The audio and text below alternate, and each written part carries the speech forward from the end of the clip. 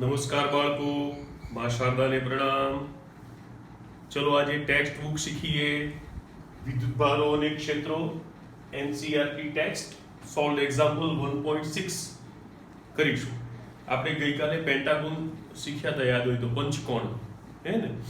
તો પંચકોણમાં આપણે વાત કરી હતી કે જો નિયમિત પંચકોણ હોય તો કેન્દ્ર પાસે પરિણામી વિદ્યુત ક્ષેત્ર શૂન્ય થાય, બરાબર ને?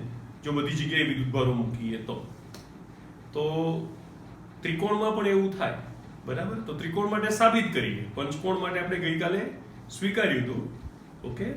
તો ત્રિકોણ માટે સાબિત કરીએ, ઓકે? તો આ એક સમબાજુ ત્રિકોણ છે. જો ડેટા શું છે, L લંબાઈના સમબાજુ ત્રિકોણના શિરોબિંદુઓ પર ત્રણ વિદ્યુતભારો Q1, Q2, Q3 દરેક Q બરાબર છે મૂકેલા છે.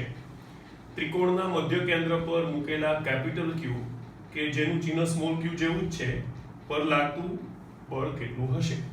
આ આપણો ડેટા છે, ઓકે? હવે જો સૌથી પહેલા તો એક મારે સમબાજુ ત્રિકોણ દોરવો પડશે. હંમેશા પહેલા ફિગર ડ્રો કરાય બાળકો, બરાબર ને? આ ડેટામાં કઈ સંખ્યાત્મક માહિતી નથી, નહીતર એ પણ લખત આપણે, હે ને? તો સંખ્યાત્મક માહિતી નથી એટલે આપણે સીધી આકૃતિ દોરવાની આવે, બરાબર? તો આપણે પહેલા શું કરીએ, L લંબાઈનો એક સમબાજુ ત્રિકોણ દોરીએ, બરાબર? તો આ L લંબાઈનો એક સમબાજુ ત્રિકોણ દોર્યો, બરાબર? ABC બાજુનું માપ કેટલું છે? L. AB બરાબર L, BC બરાબર L, AC બરાબર L બાજુનું માપ છે, બરાબર? હવે શું કરવાનું છે? શિરોબિંદુઓ પર ત્રણ વિદ્યુતભારો મૂકવાના છે, Q1, Q2, Q3. તો અહીંયા મૂક્યો Q1, અહીં મૂક્યો Q2, અહીં મૂક્યો Q3. પણ એને કીધું છે કે દરેક Q બરાબર છે, એટલે Q1 બરાબર એ સ્મોલ q લેવાના છે, Q2 બરાબર એ સ્મોલ q લેવાના છે, Q3 બરાબર એ સ્મોલ q લેવાના છે, બરાબર? હવે શું કરવાનું છે? ત્રિકોણના મધ્ય કેન્દ્ર પર, હવે મધ્ય કેન્દ્ર માટે આપણે શું કરવું પડશે? આપણે મધ્યગાઓ દોરીએ, બરાબર ને? તો મધ્યગાઓનું છેદબિંદુ એનું મધ્ય કેન્દ્ર થશે ને, બરાબર કે નહીં? તો એ મધ્ય કેન્દ્રનું નામ આપણે O રાખ્યું છે. શું રાખ્યું છે? O. ત્યાં આપણે એક કેપિટલ Q વિદ્યુતભાર મૂકવાનો છે અને એના પર લાગતું બળ ગણવાનું છે. આ કેપિટલ Q પર લાગતું બળ ગણવાનું છે, ઓકે? હવે આજે આપણી એનસીઈઆરટી ની ટેક્સ્ટ બુક છે એમાં જે રીતે ગણ્યું છે, કારણ કે ગણેલું ઉદાહરણ છે એટલે આપણે એ રીતે કરાવવું પડે, પણ એક બીજી મેથડ પણ છે, એ પછી કરાવું છું, ઓકે? તો સૌથી પહેલા તો જો ત્રિકોણ ABC સમબાજુ ત્રિકોણ છે, AB બરાબર BC બરાબર CA બરાબર L. હવે સૌથી પહેલા શું કરીએ તો કે એ બિંદુમાંથી રેખાખંડ BC ઉપર એક લંબ રેખાખંડ દોરીએ. AD લંબ છે BC, બરાબર?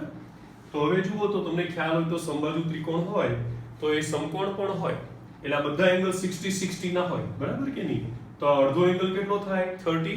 હવે હું કાટકોણ ત્રિકોણ ધ્યાનમાં લઉં છું, ADB, બરાબર? કાટકોણ ત્રિકોણ ADB, એમાં cos 30 લઈશ તો શું આવશે બાળકો? પાસેની બાજુ અપન કર્ણ. પાસેની બાજુ શું છે? AD. કર્ણ કેટલો છે? AB, બરાબર ને? હવે cos 30 ને √3/2 કહેવાય, equals to AD upon L. Therefore AD બરાબર શું થઈ ગયું બાળકો? √3L/2. એકદમ ક્લિયર? હવે ત્રિકોણનું મધ્ય કેન્દ્ર O છે, તો તમને ખ્યાલ હોય તો આપણે એનું અહીંથી અંતર ગણીએ તો 2/3 AD જેટલું આવે. કેટલું આવે? A થી O ડિસ્ટન્સ બરાબર 2/3 AD.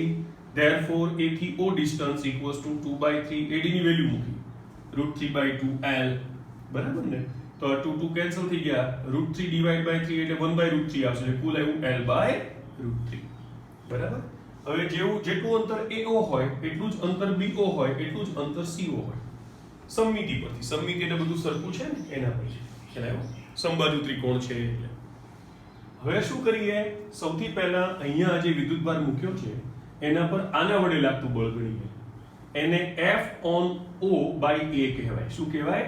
F/O/A. એને આપણી બુકમાં F1 વડે દર્શાવ્યું છે. એનો અર્થ થાય અહીંયા મૂકેલા O પર મૂકેલા વિદ્યુતભાર Q પર A પર મૂકેલા વિદ્યુતભાર સ્મોલ q વડે લાગતું બળ, બરાબર? એ આ ડાયરેક્શનમાં આવશે ને? તો પહેલા તો જો કુલમ્બનો નિયમ શું કહે છે? કુલમ્બના નિયમ પરથી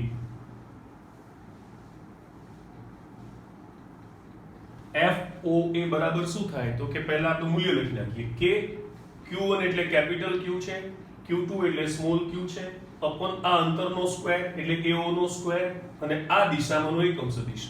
આ દિશામાંનો એકમ સદિશને આપણે A થી O તરફ છે એટલે AO કેપ કહીશું. શું કહીશું? AO cap. બરાબર? હવે એમાં K Q Q નીચે આપણે AO ની વેલ્યુ મૂકીએ. શું છે? L/√3 નો સ્ક્વેર ઇન્ટુ AO કેપ.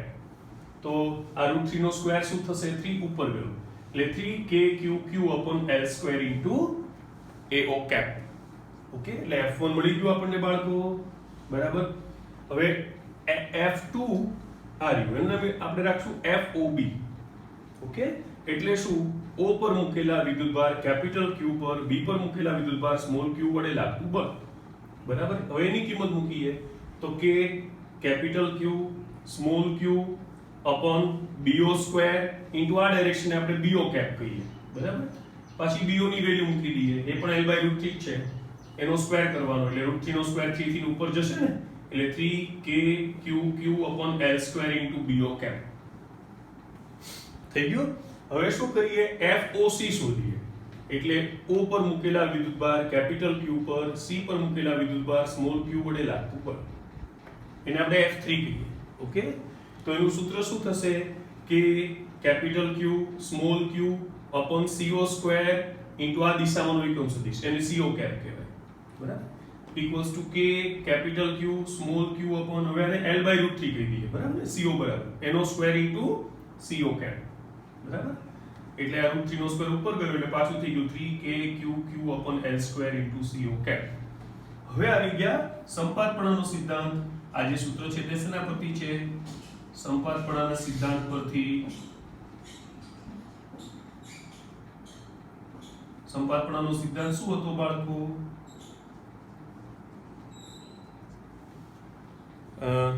કોઈ વિદ્યુતભાર પર બે અથવા વધારે વિદ્યુતભારો વડે લાગતું પરિણામી બળ એ દરેક વિદ્યુતભાર વડે લાગતા બળોના સદિશ સરવાળા જેટલું હોય.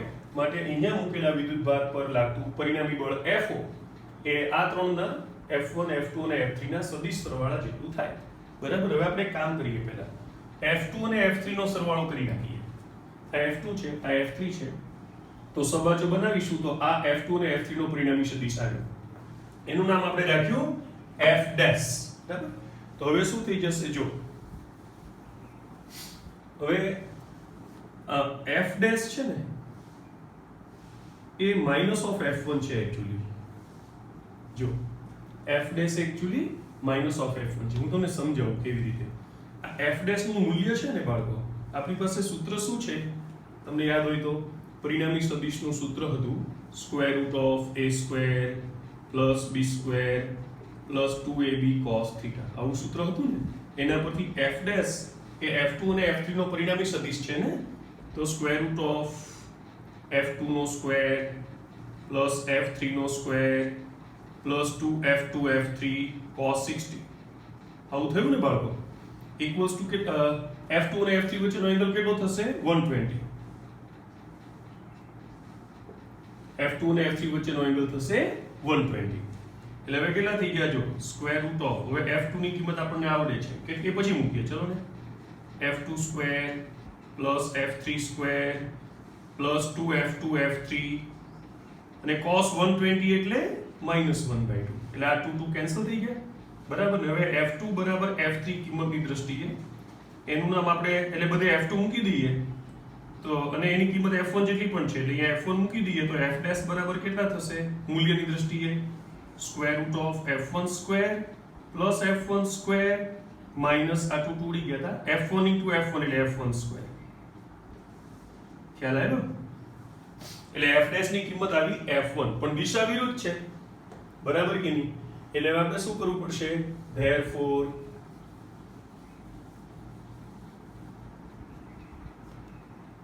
therefore F on O equals to હમણાં તો આવું આપણે લખીએ F1 પ્લસ F ડેશ એવું લખીએ.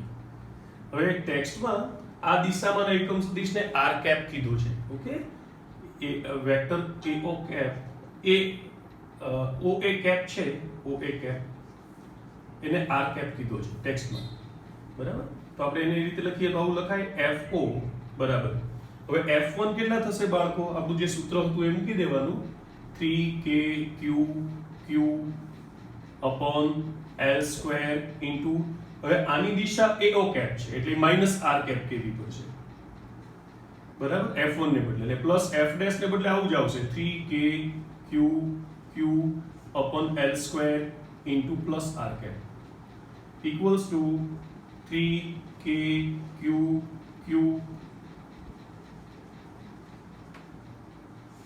upon l square into r cap minus r cap. Okay.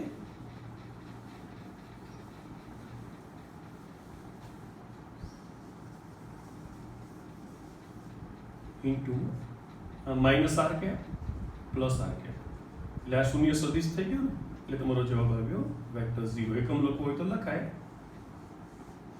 બરાબર, વેક્ટર 0 આવશે, હા, ખાલી 0 નહીં આવે. ઓકે, તો આ એક રીત થઈ, બરાબર. શું કર્યું આપણે પહેલા? ત્રણેય દિશા, ત્રણેય વિદ્યુત ભારો વડે લગતા બળો ગણ્યા, બરાબર. પછી એ લોકોનો સંપાતપણાના સિદ્ધાંત પ્રમાણે સદિશ સરવાળો કર્યો, બરાબર. પછી F2 અને F3 નો સરવાળો પહેલા લઈ લીધો આ રીતે, બરાબર. F2 અને F3 નો સરવાળો પહેલા લઈ લીધો,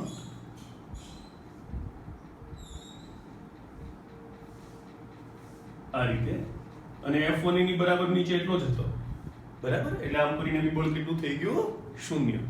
આ એક રીત થઈ. બીજી રીત પછી શીખી.